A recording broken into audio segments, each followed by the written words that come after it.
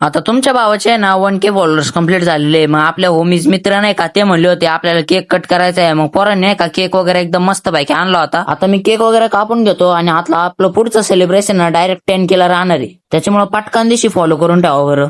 जीवलग होमी सोबत एक एक फोटो काढावाच लागेल ना भाऊ आपल्याला, त्याशिवाय कसं काय जम. केक वरती जे 1K ची पट्टी होती ना ती यांनी माझ्या डोक्यावर लावली, पण काय विषय झाला ती पट्टी 2 सेकंदातच खाली गळून गेली भाऊ. डुप्लिकेट डिंक होता काय ना याच्यावर. पोरांनी माझ्या तोंडावर जो चोळाचोळीचा विषय केला ना की बास भाऊ इतका वैतागलो ना मी. त्याच्यामुळे मला नाही का डायरेक्ट घरी यावं लागलं. घरी आल्यानंतर पाहिलं हे 2 कडं तर लयच गोरे, पण हे कस काय काळं झालं काय नो. अय फेअर अँड लवली लावी जाय तू बरोबर गोरावशील. अय ही कुठे गायला खायला करायला, तुम्हाला खायला नाही करायला उठा नाहीतर बो दुसऱ्या दिवशी तुमची डॅक बिर्याणी बनवली ना हा पा लगेच दहशत आहे, लगेच पांगल्या कोंबड्या. काका म्हणले तुम्ही बागात या पहिलं स्टार्टर जोडू लागेला, पण आम्हाला जाऊ काकानी स्टार्टर जोडून ठेवलं होतं. बागामध्ये आलोय तर म्हणलं बांधणीच्या कडाला जे बोरीचं झाड आहे ना तिथले आपण बोरं खाऊन घेऊ नाही का. एकदम गोड बोर आहे बरं का, तुम्हाला खायचं असलं तर यायलाच लागतंय. बरं मागचा ब्लॉग तुम्ही नाही का लय व्हायरल घ्यायला होता, पण हा ब्लॉग पण त्याच्यापेक्षा जास्त व्हायरल घ्या बरं का.